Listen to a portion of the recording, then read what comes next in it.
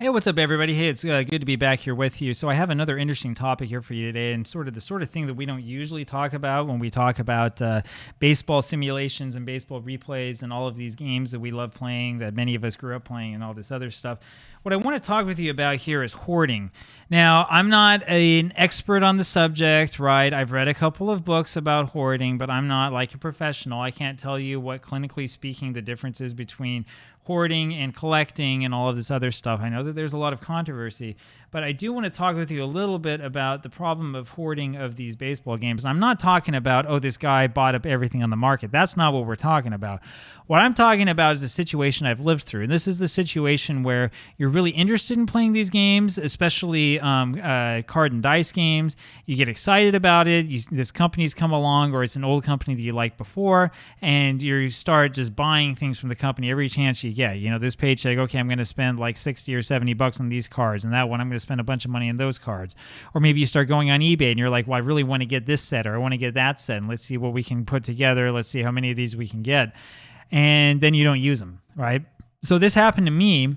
This happened to me in my past at a time in which life was not going very good for me. This is before I got my current job. I started to take what little money I had while I was literally living in my parents' basement. I was married at the time. My wife was pregnant with our oldest, actually. And I started to purchase some of these APBA products off of eBay, just a little bit here and a little bit there, and maybe a little bit of Strat-O-Matic stuff here and there as well. And I would just have them, and I would sort of have them sitting there in my stuff. And at some point in time, I got a better job, and there was a little bit more disposable income, and I bought more of this stuff, and it became more and more and more. The funny thing is, at the time, I wasn't really playing anything. I didn't have any products going on. I was just buying it to sort of have it. I had a collection of APBA baseball that I think was going from the original 1968 season up through probably 1994. I don't think I had the 95 set, and then I think I had 97 and 98. 95 and 96 are also not all that easy to find. I also had a number of the old reprinted sets, the old R sets, 1950R, 1955R, stuff like that. Some of the sets from before 1950 as well. I had multiple copies of the basic game and of the master game. I also had a copy of the World Series game. That one I kind of wish I held on to because it was nice. I mean, the cards were all in alphabetical order still. It was really, really nice, very, very clean boards. I think I played one game with that and was careful to put it back into alphabetical order to maintain its supposed value, whatever. I had a whole ton of that stuff, and that doesn't even come close to talking about the Strat stuff. I bought a whole bunch of Strat stuff from the company. I had a bunch of older Strat sets. By the end, when I had to finally sell this stuff because of what happened in our lives, I think I had not one but two original 75 Strat sets, and one of them was really nice looking that didn't have any marks at all. No rubber bands were used or anything like that. I think one of them may have had extra cards as well, which of course is the sign of true Strat-O-Matic wealth if you get your extra cards. I had Pursue the Pennant, not every season, but close. I had that 84 season. I think I had everything from 86 through like 91 or something, and maybe two copies of like the 88 season or something like that, including a bunch of cards that were like strewn all over the place. I had a Strat baseball game from 1972 or 71. It wasn't complete, but it was an interesting one where guys had made photocopies of these cards and had changed the names at the top so they could play the game with the box scores, even though the cards were from an earlier season. I mean, you can just imagine some kids sort of screwing around with this stuff. Anyway, long story short, I had a whole ton of stuff, and some of it was junk, and some of it was like pretty cool for historical purposes, but what are you going to do with it, right? And it was becoming a problem. And it definitely became a problem when we had to move back to the U.S. We were living over in Vienna, Virginia for a while in a small apartment, far too small for us, and all of this stuff came out. And we needed some money to pay the rent as well. Anyways, a long, long story involved there. But as a result, I started to have to sell off my collection. And as I was selling it off, there were a couple of things I realized. So, when you read about hoarding and hoarding problems, you realize that the problem is not necessarily like what it is that you're buying or collecting or whatever it is. It's mostly like something that's going on inside. There's something that makes you feel unhappy, and for whatever reason, you're like, I want to go buy APBA cards to feel happier. I mean, I don't know, man. I've read a few psychology books. I don't remember reading the psychology book about how, matrixized baseball results are going to be the ultimate, cure for unhappiness, right? That's kind of a strange way of viewing the world, but that is kind of what I did. Anyway, and it can be very, very problematic if you allow it to become that way. My recommendation is to stay away from that, including just stay away from collecting these games. The hardest thing to deal with here, as in everything else in the economy, is one of those phrases that's become very popular these days, and it's the fear of missing out. And the fear of missing out especially comes to play when you're spending a lot of your time looking at eBay auctions, and you're like, oh, wow, this thing just came up on eBay, right? Now, there are some things that will come up on eBay that you might not see for another decade, right? Like there was that 51 original APBA baseball set that came up a month or so ago that sold for like $4,000. You're probably not going to see one of those come up again on eBay for a long time, right? There's just not that many around, right? So maybe that was one to go for. I don't know. But you need to make sure, this is my advice, you really need to make sure that whatever you buy, you have a plan for it. You don't want to have shelves behind you that are filled to the brim with nothing but cards that are unplayed, right? You want to make sure that whatever it is you have is something you're working on now. It's a project that you have going on now. And then when we're done with it, then we can move on, right? You're not a museum. It's not your duty in life is not to own all the cards and to get really deep into it.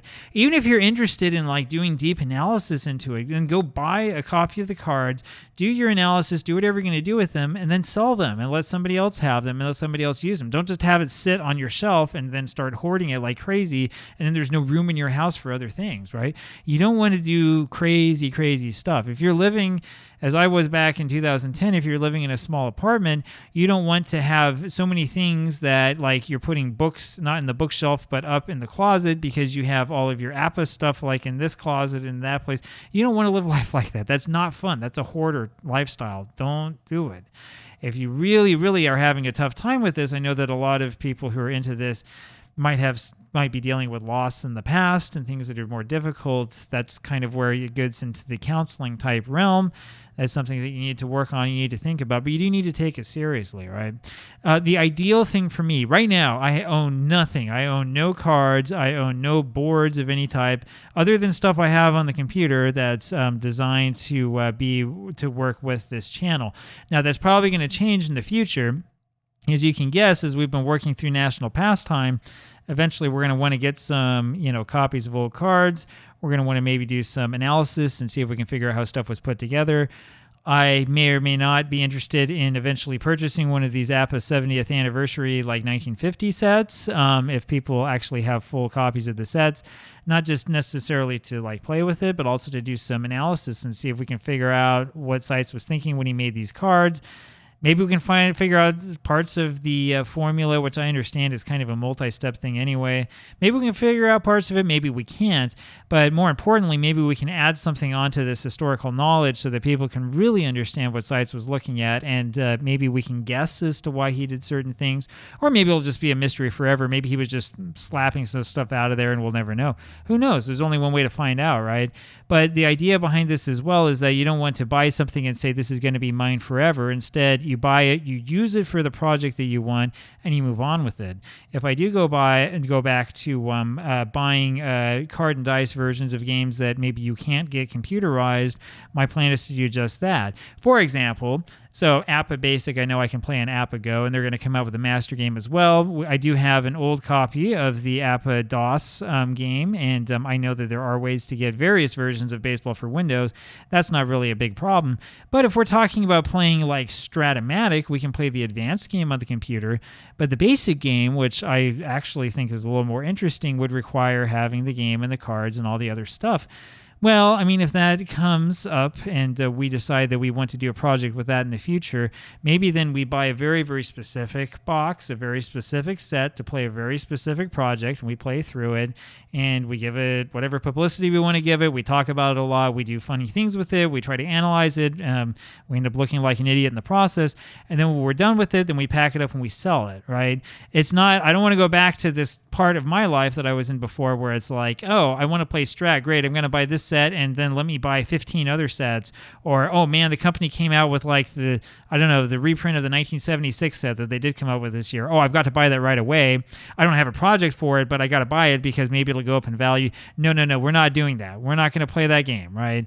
I'm okay with paying a premium for stuff if somebody else held on to it or if it's rare. I looked on eBay today. There was a 1965 Strat-O-Matic complete game with the original cards, and I'm thinking, boy, that's pretty interesting, right? I mean, that's a lot of money. But if you're going to do a very specific project with it, I could see potentially taking, a certain amount of money that you've saved up and putting it into the project and trying to make something out of it that's a little bit useful and that people might be interested in, right? You can kind of see sort of where the logic is here, and then you say, well, I am the keeper of this for a certain amount of time. Then when we're done, then we go and we sell it and we put it back into the environment, back into, the market or back to the other gamers, and they can play with it and they can enjoy it. One of the reasons why I really want to talk about this is because on multiple message boards, I see posts from people who are like old and are about to pass on, or people who, spouses of people who did pass on, who are like, what do I do with the cards? That is a position that I hope I'm never in. I don't ever want to be in a position where like my wife or my children have to figure out what to do with crazy old dad and his collection, right? I'll give you a little bit of context here. I know this is running along. My apologies for it. If you haven't looked this up before, I'm not a comic book guy. I really don't care for comics, but I know about on the website from Mile High Comics, there's a story about this guy named Frank Church, I think is his name. Back in the 30s, 40s, 50s, and 60s, this guy who was a visual artist would buy comic books, and he kept buying and buying and buying, ostensibly because he wanted to look at what others were doing and wanted to improve his own craft. He did some of that, but what he did with a lot of these books is he just left them in mint condition in the original packaging and stuck them in the closet, right? Now, it seems kind of interesting, a little bit quirky at the start, but after like 40 years of doing this, it was a problem. And it was a problem to the point where his posterity, when he finally was too old to take care of himself, wanted to just sell the house and get rid of the comics, and they didn't care what it was worth. And thankfully, the guy whose name I forget, who works at Mile High Comics, intervened there. This is like the mid-70s, and instead he ended up buying everything, taking it out, and selling it off sort of by piecemeal and getting it into the economy of comic books, which is really where it belongs, right? You don't want to be Frank Church. You don't want to be the guy who's got a basement full of this stuff and like everybody thinks that you're weird and you don't have a relationship with them and you're just keeping onto this stuff because of whatever's happened to you, whatever. It's okay. It's okay if you had something and you sold it. It's okay if there was something that was for sale for a cheaper price once and then you finally got around to wanting it 10 years later and you buy it more expensive. I mean, it's fine, right? Buy one set, right? Instead of buying like 50 sets, buy one set and then you can justify paying more money for it. You can justify whatever you have to justify, It'll be fine. It'll be okay. Life will go on and it'll be a lot more fun because you'll have more space in your house and then you can put your focus on your one replay.